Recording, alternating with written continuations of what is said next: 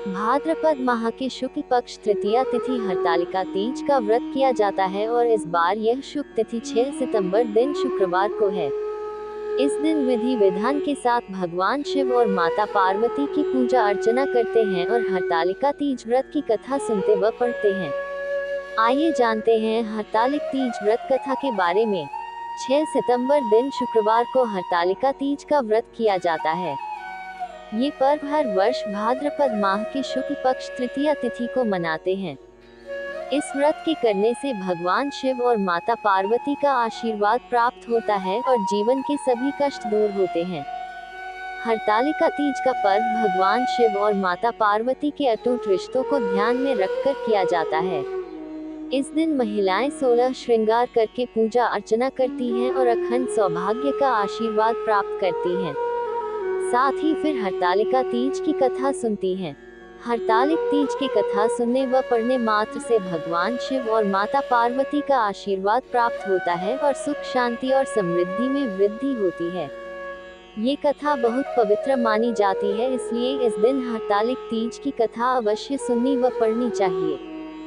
हरतालिका तीज की कथा। जिनके दिव्य केशों पर आकम के फूलों की माला शोभा देती है और जिन भगवान शंकर के मस्तक पर चंद्र और गले में मुंडों की माला पहनी हुई है, जो माता पार्वती दिव्य वस्त्रों से तथा भगवान शंकर दिगंबर वेश धारण किए हैं, उन दोनों भवानी शंकर को नमस्कार करता हूँ। कैलाश पर्वत के सुंदर शिखर पर माता पार्वती जी ने महादेव जी से पूछा है, महेश्वर, मुझसे आप वह गुप्त से गुप्त बातें बताएं, जो सभी के लिए सरल और महान फल देने वाली है। हे नाथ, यदि आप मुझसे प्रसन्न हैं तो आप मुझे दर्शन दें। हे जगत नाथ, आप आदि मध्य और अंत रहित हैं, आपकी माया का कोई पार नहीं है। आपको मैंने किस भांति प्राप्त किया है? कौन से व्रत, तप या दान के पुण्य फल से आप मुझको वर रूप में मिले? महादेव जी बोले, हे देवी, मैं आपके सामने उस व्रत के बारे में कहता हूँ जो परम गुप्त है। जैसे तारागणों में चंद्रमा और ग्रहों में सूर्य, वर्णों में ब्राह्मण, देवताओं में गंगा, पुराणों में महाभारत, वेदों में साम और इंद्रियों में मन श्रेष्ठ है, वैसे ही पुराण और वेद सब में इसका वर्णन आया है, जिसके प्रभाव से तुमको मेरा आधा आसन प्राप्त हुआ है। हे प्रिय, उसी का मैं तुमसे वर्णन करता हूँ। सुनो। भाद्रपद भादो मास के शुक्ल पक्ष की हस्त नक्षत्र के दिन इस व्रत का अनुष्ठान मात्र करने से सभी पापा का नाश हो जाता है। तुमने पहले हिमालय पर्वत पर इसी महान व्रत को किया था, जो मैं तुम्हें सुनाता हूँ।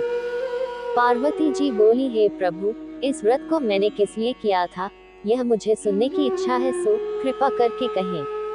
शंकर जी बोले, आर्यावर्त में हिमालय नामक एक महान पर्वत है, जहाँ अनेक प्रकार की भूमि अनेक प्रकार के वृक्षों से सुशोभित है, जो सदैव बर्फ से ढके हुए तथा गंगा की कलकल ध्वनि से शुभदायमान रहता है। हे पार्वती जी, तुमने बाल्यकाल में उसी स्थान पर परम तप किया था और 12 वर्ष तक के महीने में जल में रहकर तथा वैशाख मास में अग्नि में प्रवेश करके तप किया। सावन के महीने में बाहर खुले में निवास कर अन्न त्याग कर तप करती रही। तुम्हारे उस कष्ट को देखकर तुम्हारे पिता को बड़ी चिंता हुई। चिंता में वह सोचने लगे कि मैं इस कन्या का विवाह किससे करूं। एक दिन नारद जी वहां आए और देवर्षि नारद ने तुम शैलपुत्री को देखा। तुम्हारे पिता हिमालय ने देवर्षि को अर्घ्य, पाद्य, आसन देकर सम्मान सहित बिठाया और कहा, हे मुनीश्वर, आपने यहाँ तक आने का कष्ट कैसे किया, कहे क्या आ गया है? नारद जी बोले, हे गिरिराज, मैं विष्णु भगवान का भेजा हुआ यहाँ आया हूँ। तुम मेरी बात सुनो। आप अपनी कन्या को उत्तम वर को दान करें। ब्रह्मा, इंद्र, शिव आदि देवताओं में विष्णु भगवान के समान कोई भी उत्तम नहीं है, इसलिए मेरे मत से आप अपनी कन्या का दान भगवान विष्णु को ही दें। हिमालय बोले, यदि भगवान वासुदेव स्वयं ही कन्या को ग्रहण करना चाहते हैं और इस कार्य के लिए ही आपका आगमन हुआ है, तो वह मेरे लिए गौरव की बात है। मैं अवश्य उन्हें ही दूंगा। हिमालय का यह आश्वासन सुनते ही देवर्षि नारद जी आकाश में अंतर्धान हो गए और भगवान विष्णु के पास पहुँचे। नारद जी ने हाथ जोड़कर भगवान विष्णु से कहा, प्रभु, आपका विवाह कार्य निश्चित हो गया है। इधर हिमालय ने पार्वती जी से प्रसन्नता पूर्वक कहा, हे पुत्री, मैंने तुमको गरुड़ ध्वज भगवान विष्णु को अर्पण कर दिया है।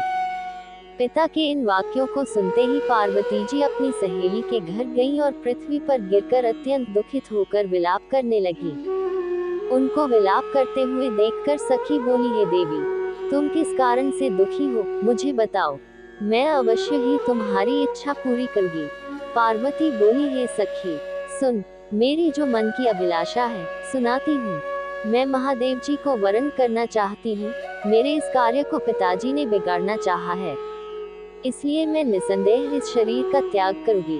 पार्वती के इन वचनों को सुनकर सखी ने कहा, हे देवी, जिस वन को तुम्हारे पिताजी ने न देखा हो तुम वहां चली जाओ। तब देवी पार्वती अपनी सखी का ये वचन सुन ऐसे ही वन को चली गई।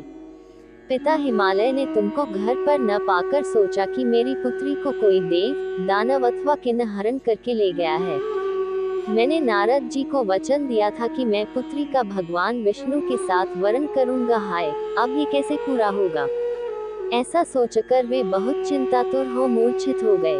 तब सब लोग हाहाकार करते हुए दौड़े और मूर्छा दूर होने पर गिरिराज से बोले कि हमें आप अपनी मूर्छा का कारण बताओ।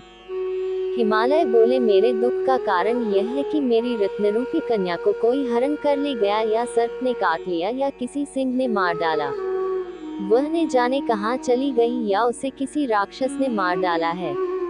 इस प्रकार कहकर गिरिराज दुखित होकर ऐसे कांपने लगे जैसे तीव्र वायु के चलने पर कोई वृक्ष कांपता है। तत्पश्चात हे पार्वती, तुम्हें गिरिराज साथियों सहित घने जंगल में ढूंढने निकले।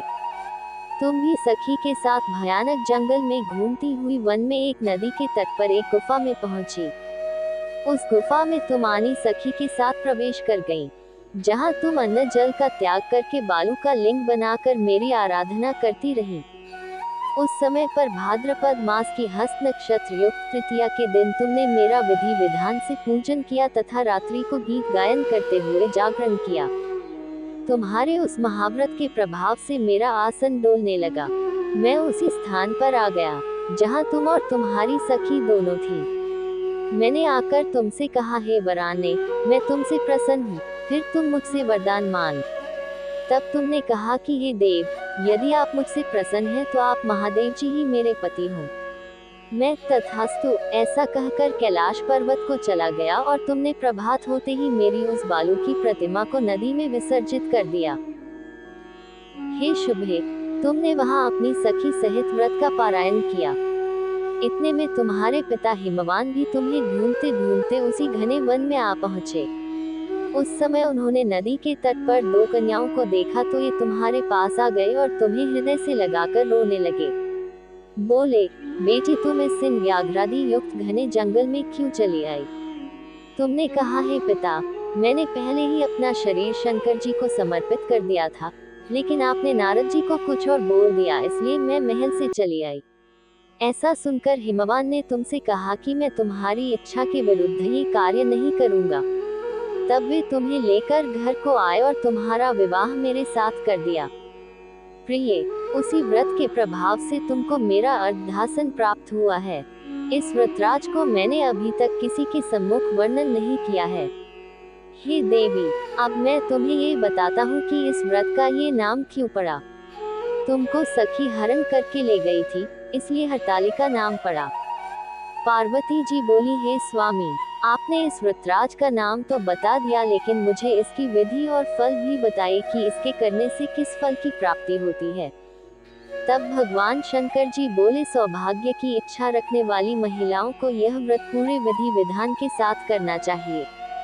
व्रत में केले के खंभों से मंडप बनाकर उसे वंदनवारों से सुशोभित करें।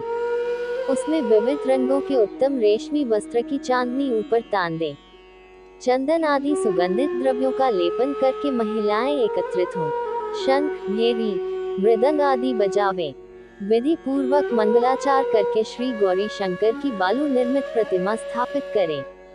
फिर भगवान शिव पार्वती जी का गंध, धूप, पुष्प आदि से विधि पूर्वक पूजन करें। अनेकों नैवेद्यों का भोग लगावें और रात्रि को जागरण करें। नारियल, सुपारी, जमवारी, नींबू, लौंग, अनार, नारंगी आदि ऋतुफलों तथा फूलों को एकत्रित करके धूप, दीप आदि से पूजन करके कहें, हे कल्याण स्वरूप शिव, हे मंगल रूप शिव, हे मंगल रूप महेश्वरी, हे शिवे, सब कामनाओं को देने वाली देवी कल्याण रूप तुम्हें नमस्कार है। कल्याण स्वरूप माता पार्वती, हम तुम्हें नमस्कार करते हैं। भगवान शंकर जी को सदैव नमस्कार करते हैं। हे ब्रह्म रूपिणी जगत का पालन करने वाली माँ, आपको नमस्कार है। हे सिंहवाहिनी, मैं सांसारिक भय से व्याकुल हूँ, तुम मेरी रक्षा करो। हे महेश्वरी, मैंने इसी अभिलाषा से आपका पूजन किया है। हे पार्वती माता, आप मेरे ऊपर प्रसन्न होकर मुझे सुख और सौभाग्य प्रदान कीजिए। इस प्रकार के शब्दों द्वारा उमा सहित शंकर जी का पूजन करें। विधिपूर्वक कथा सुनकर गौ, वस्त्र, आभूषण आदि ब्राह्मणों को दान करें। इस प्रकार से व्रत करने वाले के सब पाप नष्ट हो जाते हैं। वीडियो अच्छा लगे तो लाइक करें, शेयर करें और कमेंट बॉक्स में हर हर महादेव जरूर लिखें। हर हर महादेव।